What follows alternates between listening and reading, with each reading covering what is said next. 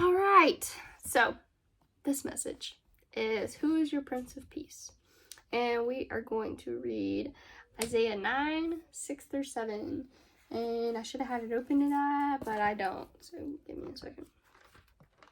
My bad, I'm so sorry. But anyways, I guess I'll talk while I do this. Actually, my brain can't really function like that now that I think about it. Also, where is chapter 9? Come on. But anyways, it's Christmas season, right? And we're just a few days away from Christmas. Actually, we're not. I'm doing this after Christmas. But I made this before Christmas and I should have had it up. But this is, yeah, it's been a minute.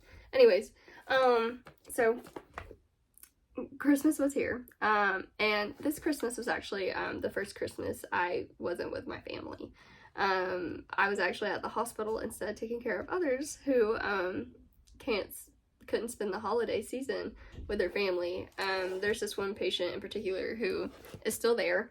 And she's actually the source of this Bible study, and she actually got to go home on Christmas, and it was the biggest blessing being able to see her go. But her and her family have had everything that could go wrong. She was only supposed to be in the hospital for like 2 weeks. And she's been there, or was there, since beginning of November. So that's a long time, a little off on the 2 weeks. But every time I had this patient, no matter what I did or how long I was in there, she spends the whole time telling me thank you. Over and over again, how grateful they are for me to be there. And I promise you, I am not doing anything miraculous. I'm really not. And I'm not doing anything different than I would with my other patients, except maybe spending a little more time in there due to her needs and her, and sometimes she can go critical really fast. But it was mostly I just sit and talk with them, and that was pretty much it. But this woman really did have everything that could go wrong, and she was still very, very thankful. And I kept thinking how. I then started thinking of Christmas time and how her actions reflect why Christmas is my favorite holiday. Christmas for me usually brings out the best of people around me, and even just strangers in the streets and stuff like that. It's like a mandated season of niceness, usually. Depends on where you're at and what's going on and if you're shopping, right? But this morning, well, I guess it wasn't this morning, but previous morning, in church, they had been talking about snow and having an actual white Christmas. And I started to reflect the past few times that we have had snow. When it starts to fall and you're looking out over every inch of the ground covered in it, I'm not gonna lie to you, I hate snow. When I know it's about to snow, I panic a little bit because I know wherever I'm at, I'm gonna be trapped. And that's just how it is. And usually I'm trapped at my house. And if you know me, I hate sitting just in a house somewhere. I want to be out doing something, but whatever. But when it first starts to fall, I do get a little excited. And when I see the ground start to cover with the whiteness, I am like, this is so peaceful. I don't know why it's like that, but I always feel this calmness rush over me. But those first few moments, like seeing it all, and then you hear like when it's got a couple inches to it and you start to walk out on it, there's no other prints. And you start to walk and you hear the crunch. It's like there's just silence besides the crunch. So while in the moment it's peaceful, I know on the roads it's gonna be absolute chaos if it's not already. Okay? Because no one in Georgia knows how to drive in rain or snow. But most snowfalls reflect this feeling of peace. The background of what we're about to read is this. Isaiah is taking place in the city of Judah. Judah right now is actually about to be brought to war. Aram and Israel are just two forces that are trying to overthrow Judah. There is also a third empire called Assyria. Assyria is so powerful that it actually defeats Aram and Israel. So in chapter 8 is showing us the prediction of the Assyrian invasion. So Isaiah 8:22 is what I'll read first, and then we'll go to Isaiah 9:6-7. Yeah, okay. So Isaiah 8:22. And they shall look unto the earth and behold trouble and darkness, dimness of anguish, and they shall be driven to darkness. Have y'all ever felt like that? Where things feel really dark? You don't know what to do. There's like this inner turmoil going on. Seasons of life can be like this.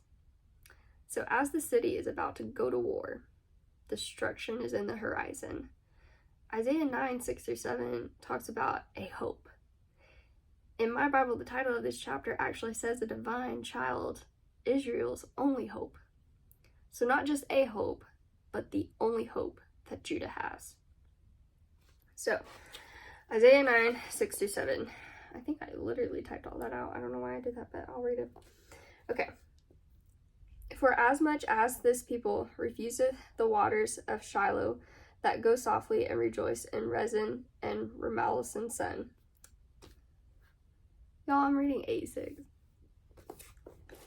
Listen. It's 5 o'clock. I'm getting hangry. Okay, never mind. Okay, chapter 9:6-7. For unto us, you better know this. For unto us a child is born, unto us a son is given, and the government shall be upon his shoulder, and his name shall be called Wonderful, Counselor, the Mighty God, the Everlasting Father, the Prince of Peace. Of the increase of his government and peace there shall be no end, upon the throne of David and upon his kingdom to order it, and to establish it with judgment and with justice from henceforth, even forever. The zeal of the Lord of hosts will perform this. So, even the powerful Assyrian Empire is no threat for those who place their trust in God. But those without God exhibit a pathetic existence. Without the genuine source of truth, they seek advice from mediums. When they get distressed and hungry, they curse their leaders and their God, and still they perceive only distress, darkness, and gloom. The gloom Isaiah warned us of in 8:22 is temporarily offset by his foretelling of a great light to come. The great light will accompany the birth of a child. Prince of Peace must have been puzzling in light of the war and destruction that Isaiah had been preceding. Could you imagine? This place is about to go to war, and you're talking about a Prince of Peace. A Prince of Peace. That's kind of like when you're in a situation and you're sitting there and you don't know what to do, and someone tells you, it's okay, it's gonna work out. God's got you. I 100% believe God's got me. But it's like telling an angry person to calm down. When they're in a state of angry, or they are upset, or they are not with their wits at that moment, and even if they're not ready to receive any type of advice, you tell them that. That is not going to fix what's going on with them at all. You got to give them time. You got to give them time to settle. That's like even kids. I don't. You know what? I don't have a child, so not my place to speak. But, anyways, don't tell someone who's upset, like, don't worry, God's got you. Like, yes, tell them, but like, maybe let's wait, and not when they're crying or they're genuinely like frustrated over something. Okay, moving on. Okay, so Judah is about to go to war, and Isaiah is talking about a single child who is their only hope and their only source of peace. Have y'all ever been in a season of life where you are struggling to find the hope and peace in this book that the Bible is talking about? Because I've been there. Heck, I've been in it the past few months. First reading this message, I felt that peace was entering. The prophesied peace is coming at a time that just doesn't seem right. It doesn't seem like the right time, because they are about to go to war. If you have placed faith in Jesus Christ, I hope you know that the enemy understands he cannot destroy you. He knows his chances are over of destroying you. So he's going to spend the rest of his time and the rest of his energy just trying to discourage you, trying to distract you so that you will shrink back into fear and insecurity and not step up to the plate and be who God has called you to be. If you want the enemy to win, then let him take your peace. Because what's going to happen when he takes your peace? You can no longer think rationally. You're more focused on the problems that's going on around you. So once your peace gets overtaken by worry, anxiety, stress, this feeling of being overwhelmed, you will no longer act and react in a manner that will benefit Christ. At that point, what leads your actions are the feelings of fear and anxiety. Leading with feelings is what brought sin into this world to begin with. You never want to lead with your feelings. Biblical peace is more than just the absence of conflict. There will always be conflict. There will always be war. There will always be anxiety. There will always be something to worry about. Peace is taking action to restore a broken situation. It's more than a state of inner tranquility. It's a state of wholeness and completeness. So if you can act in a situation or in a season, no matter how broken, no matter how gloomful the outcome is, no matter the odds, in a state of wholeness and completeness, then you, my friend, are at a true state of peace. We have a choice every morning when we wake up. Will I be anxious and overwhelmed and fearful of today's events and outcomes, or will I choose peace? Will I choose God's peace? God's peace is a different type of peace. If you have God's peace, then what do you actually have to worry about? And like I said before, that seems so simple. But when you actually practice it, it's very hard. And everybody's different when it comes to finding God's peace. For me, even this morning, I woke up anxious and worried. I couldn't sleep majority of the night, and I couldn't tell you why. Actually, I probably could. There's a lot of things that have been on my mind here lately. A lot of things that my heart is just very heavy about. Situations out of my control I can't fix as much as I want to.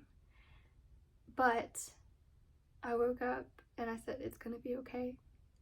I'm still gonna have a good day. And I started my day off in prayer and talking to God. And that's how I found my peace today. And that may be the only thing that can really give you that peace sometimes, is clinging to the Word of God. And guess what? That's why it's there. That's why it's there. So all these other worldly distractions of like going out, I'm gonna go drink, or I'm gonna go hang out with some friends, or I'm gonna go play this, I'm gonna go bowling, just keeping yourself busy. When you keep yourself busy, all of these anxieties and things you're worrying about, it's not gonna go away. It's gonna be there as soon as you find a point to rest. And the devil's got you. So you gotta be able to give it to God and go to sleep. So that's all I have for this week's message, and I love y'all, and I hope you have a wonderful week.